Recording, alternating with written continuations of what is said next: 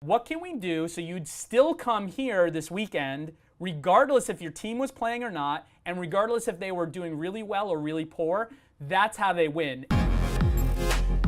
I got a call coming up in a few minutes here with an assistant professor over at Midwestern State University who's in their sports marketing department and wants to kind of just chat and get my take on sports marketing and some of the things that are happening. As an advertiser, like, you can't control Right. what happens on the field. So that's a challenge for traditional advertisers and marketers. What are the challenges are there for people in the social and digital space? That problem's not going to be solved through marketing. The problem's going to be solved through these teams and events thinking about how do we engage a customer once they're here in a way that is so great and we create such a good experience that it doesn't matter if their team won or lost. If you look at, let's say, the Yankees versus the Mets. When I go to a Yankees game, I'm focused 100% on the game. I'm sitting there in my seat and I want to know what's happening next in the game. When I'm at a Mets game, obviously I'm paying attention very much to the game, but at the same time, at some point I'm like, oh, we got to go to the outfield. Whoever I'm taking there, client or friend or family, we got to go to the outfield. You got to get this food. It's so cool. You got to try this thing and the other. It's a different experience. My mind, even though I'm a pretty big super fan,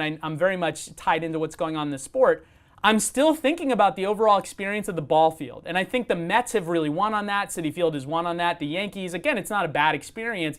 They're not placating to that experience outside of the game. And so I think if any team can really think about what can we do so you'd still come here this weekend, regardless if your team was playing or not, and regardless if they were doing really well or really poor, that's how they win. And then from the marketing side, really leveraging that information to tell people, come here. Like, yeah, if you're a super fan, this is what you get. If you're just a person who wants to experience a really fun weekend, this is what you're going to get. And again, the beauty from the digital and social side is if you're targeting people who aren't Mets fans but want to do something this weekend, you can target them and tell them a different story than people who are Mets fans who want to come and see a game. That's where you're going to see the big wins, but it has to come from both sides. Awesome. Thank you for your time. Really appreciate it. Absolutely. Good talking to you. Yeah, it was a lot of fun, man. He's a smart guy. I love the fact that he's staying in touch with agency folks and marketers and team marketers just so he knows what's going on today and can translate that back to his students and